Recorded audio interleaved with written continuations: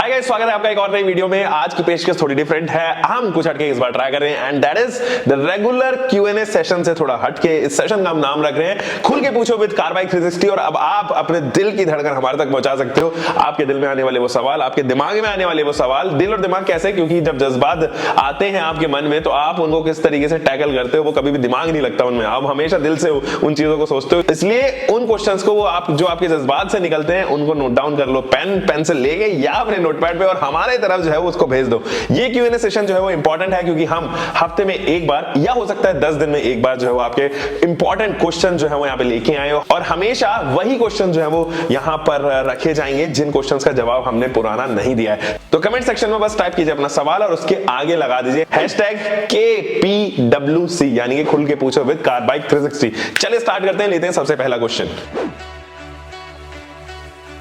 वैसे तो बहुत नॉर्मल क्वेश्चन है, लोग अक्सर कंफ्यूज हैं कि डीजल जो है वो इंजन 2024 में लेने चाहिए कि नहीं चाहिए, क्योंकि 2027 तक जो है वैसी अनाउंसमेंट कर दी गई है गवर्नमेंट के थ्रू। एक इंडिकेशन दे दिया गया है कि 2027 तक नॉर्म्स ऐसे स्ट्रिक्ट होंगे कि ओईएम्स के ऊपर ही जो है वो यहाँ पर टैक्सेस इतना बढ़ा दिया जाएगा डीजल इंजन के ऊपर कि ओईएम ही जो है वो परेशान हो जाएंगे और वो शायद डीजल इंजन को जो है वो डिसकंटिन्यू यहाँ पर कर दे। अभी भी बहुत सारे मैन्युफैक्चरर्स ऐसे हैं जिनमें से Maruti Suzuki is one such, and in fact Hyundai भी अपने इकोनॉमिक या बजटेड गाड़ियों से डीजल इंजन हटा चुका है, जिनमें से ग्रैंड i10 या एक्स्टर या आप i20 समझे, तो वहां से जो है वो हटा चुका है। और बहुत सारे मैन्युफैक्चरर्स जैसे फॉक्सवैगन, स्कोडा, ये सब अब डीजल इंजन को जो है वो यहां पर बॉयकॉट करने में लगे हुए हैं। अब डीजल इंजन 2024 में लेना फायदे का सौदा है कि नहीं, इसको बस मैं एक सिंपल सिस्टम में बता देता हूं। वो लोग जो दिल्ली एनसीआर में यहां पर रह रहे हैं उनके लिए वैसे भी डीजल इंजन जो है 2027 तक बहुत डिफिकल्ट हो जाएगा चलाना, specially in Delhi NCR NGT के रूल्स के हिसाब से, क्योंकि इस बार जब पॉल्यूशन लेवल बढ़ा तो उन्होंने BS3 डीजल इंजन भी जो है यहाँ पे डिसकंटिन्यू करवा दिए, साथ ही BS4 डीजल इंजन भी। यानी कि जिन्होंने अभी 2 या 3 साल पहले, 4 साल पहले ही गाड़ी खरीदी है, जिनकी गाड़ी में शायद एक निशान भी ना लगा, स्क्रैच भी नहीं लगा, वो भी यहाँ पर जो है वो अपनी गाड़ी को, इसके ऊपर उन्होंने लाखों खर्च किए, वो नहीं चला पा रहे थे। चाहे वो छोटी गाड़ी हो, चाहे वो फॉर्च्यूनर या BMW या मर्क हो, नहीं चला पाओगे आप। तो एनजीटी के हिसाब से मुझे लगता है कि वायबल या सेंसिबल यही चॉइस है कि आप ऑल्टरनेट फ्यूल टाइप की तरफ स्विच कर सकते हैं। सीएनजी वुड बी ग्रेट, आप पेट्रोल की तरफ जा सकते हैं, हाइब्रिड की तरफ जा सकते हैं, and the killer solution is EV. आप उन स्टेट्स में अगर रह रहे हो जहां पर ये झंडा अभी एनजीटी का जो है वो नहीं लहराया है, या अगर आपकी जो है स्टेट ऐसी है जो डीजल को लेके अभी कुछ नहीं कह रही है, तो मुझे लगता है 10 से 15 साल कोई परेशानी नहीं होगी, डीजल इंजन खुद खुल के चलाइए।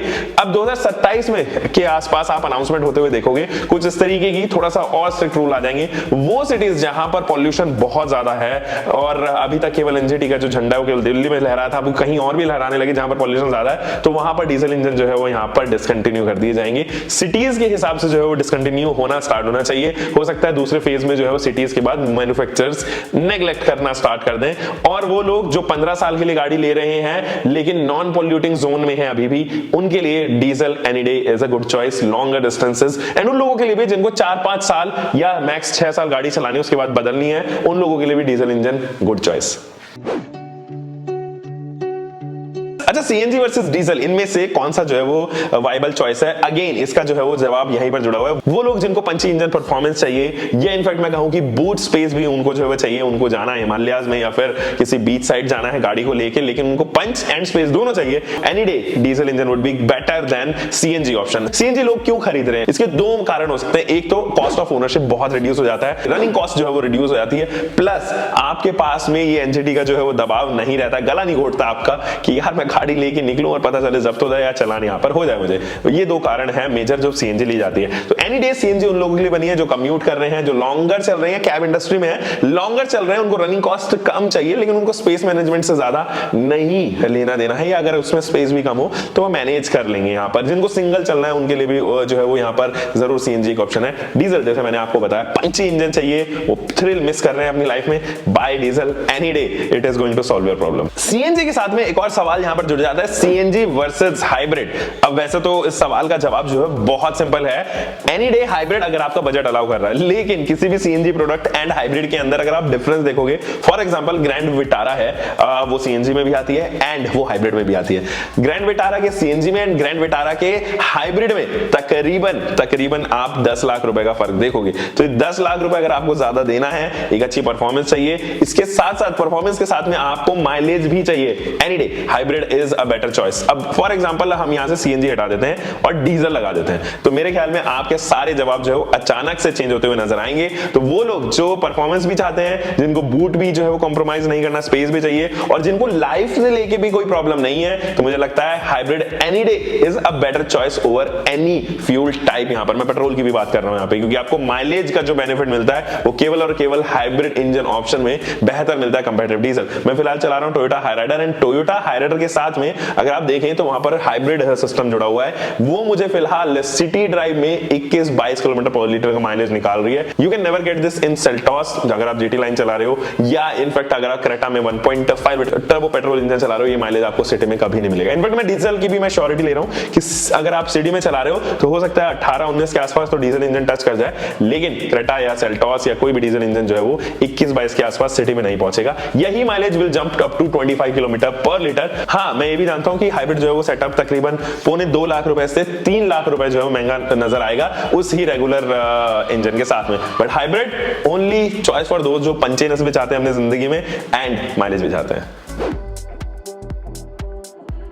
दोस्तों एक क्वेश्चन और, जब हम गाड़ी खरीदते हैं और स्पेशली जब कम्यूटर सेगमेंट में गाड़ी खरीदते हैं, जब आपको कम्यूट करनी है गाड़ी के साथ में, तो आपको कौन सी लेनी चाहिए, सेफर कार या माइलेज, कौन सी गाड़ी के अंदर जो है माइलेज ज्यादा है, उसको कैसे हम डिफरेंशिएट करें। अगर आप कोई ऐसे ओईएम के साथ में जाना चाहते हैं जो माइलेज बहुत अच्छा देती है लेकिन सेफ्टी को लेके जो है वो बहुत अच्छे फिगर जो है वो नहीं कहते हैं, या फिर आप कहें कि जो है वो आप सेफ्टी को लेके ना तो सेफ्टी रेटिंग्स एंड ना सेफ्टी फीचर्स और बहुत सारे मुद्दे जो सेफ्टी को डिफाइन करते हैं वो एग्रेसिवली जो है उस पर्टिकुलर ओईएम में नहीं दिखते, तो आप तब उसको बाय कर सकते हैं जब आपको सिटी में चलना हो। इनफैक्ट कैब ओनर जो है वो जनरली अगर आप देखोगे तो माइलेज ड्रिवन गाड़ियां चाहते हैं, क्योंकि उनकी रनिंग कॉस्ट कम होती है, ओनरशिप कॉस्ट कम होती है, मेंटेनेंस कम होता है, तो ऐसे में वो चॉइस बन जाती है आपको कहीं ना कहीं खरीदने के लिए। तो कैब इंडस्ट्री में कम ऑप्शन होने की वजह से भी, प्लस अगर आप देखें तो वहां पर सेफ्टी प्रमोशन थोड़ा कम रहता है, नो मैटर आप कौन से ब्रांड में जा रहे हो, कौन से ओईएम में जा रहे हो, तो वहां पर जो है वो कहीं ना कहीं आप देखोगे, चाहे आप Hyundai लो, Hyundai के अलावा आप मारुति लो, या आप तो टोयोटा भी अगर आप देखो, तो कंसर्न जो है वो एक्चुअली नहीं रहता है सेफ्टी पैरामीटर को लेके। सस्ती कैसे बढ़ जाए ओनर को, प्लस माइलेज ज्यादा कैसे आ जाए, ये कंसर्न जरूर रहता है, तो उस केस में आप माइलेज की तरफ जा सकते हो। बट एनी डे अगर आपको माइलेज में कंपेयर करना हो और सेफ्टी में कंपेयर करना हो, आपको सिटी में भी चलना है, हाईवे में चलना है, आपके बच्चे भी चलाते हैं, बाय अ कार जो फीचर रिच हो, नो मैटर कौन सा ओईएम है, फीचर रिच होने चाहिए सेफ्टी को लेके। तो ये था आपका जवाब। अच्छा, फ्रॉन्क्स और नेक्सॉन, ये एक ऐसा सवाल है जो थोड़ा सा लोगों को लगता है यार, एक तरफ तो रिलायबिलिटी है मारुति सुजुकी की, दूसरी तरफ टाटा की को लेके जो फीचर रिच एंड जो सेफ्टी है वो यहां पर जुड़ी है, तो मैं किसके तरफ जाऊं।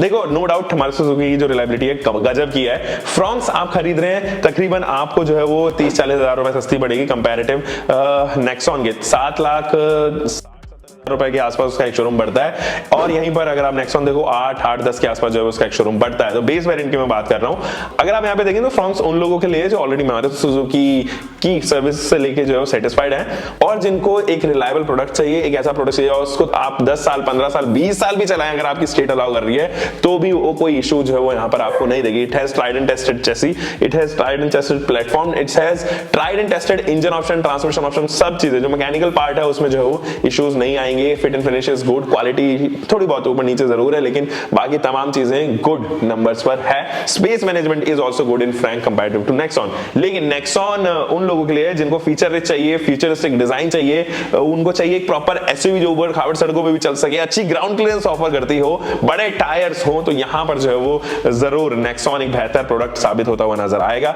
मैं फिर से कहता हूं, जब आप ओनरशिप एक्सपीरियंस के बारे में बात करते हैं, कस्टमर एक्सपीरियंस के बारे में बात करते हैं, वहां पर जरूर टाटा के नंबर कटते हैं। Service centres are not well maintained and जो premiumness I would rather say यहां पर मारुति सुजुकी में मिलेगा, वो जो है वो टच अभी भी टाटा का बचा नहीं है। अगर टाटा को कहीं पर काम करना हो तो 2-3 चीजों पे कर सकते हैं। एक तो उनके सर्विस नेटवर्क्स के ऊपर जो कस्टमर एक्सपीरियंस है वो अच्छा होना चाहिए और आफ्टर सेल सर्विस जो है वो इंप्रूव हो जाए उनकी। तो दूसरा, fit and finish and reliability is one thing जहां पर जो है वो टाटा को यहाँ पे काम करना चाहिए। अगर ये आपका कंसर्न नहीं है, एनी डे आप यहाँ पर जो है वो नेक्सॉन को ऑप्ट कर सकते हैं।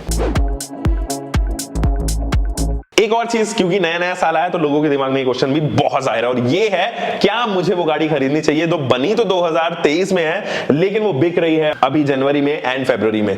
मैं ये कहूंगा लोगों उठा लो, क्योंकि उससे अच्छी चुम्बेश्वरी डील आपको नहीं मिलने वाली है and there is a reason behind it. वो रीजन मैं आपको बताता हूं। देखो, एक तो ये कि जब आप एक पुरानी मैन्युफैक्चर्ड गाड़ी जो नवंबर या दिसंबर के महीने में बनी हुई लेते हैं तो उसके साथ में बेनिफिट्स आते हैं, वो है यहाँ पर डिस्काउंट बेनिफिट्स। एंड अगर आप उसको देखो तो आप उसको ऑन रोड रजिस्ट्रेशन जो है वो जनवरी या फरवरी या मार्च जब का आपको कराना तब का आप करवा सकते हैं। इनॉर्मस अमाउंट ऑफ डिस्काउंट आपको मिलेगा। उसके अलावा आप एक्स शोरूम पे डिस्काउंट ले सकते हो, इंश्योरेंस पे डिस्काउंट ले सकते हो, वो तमाम चीजों पे डिस्काउंट ले सकते हो। बट यहां पर जो डिस्काउंट लेवल है वो तकरीबन 30 से 40 से 50,000 रुपए जा सकता है। इनफैक्ट कुछ प्रोडक्ट्स में जो लेस सेलिंग प्रोडक्ट्स है it can even jump up to 2 lakh रुपए। CV400 हो गई या नेक्सॉन पुराने वाली प्री फेसलिफ्टेड ईवी हो गई या प्री फेसलिफ्टेड नेक्सॉन हो गई, उनके ऊपर it can even jump up to 1 lakh रुपए 1.25 लाख रुपए तक।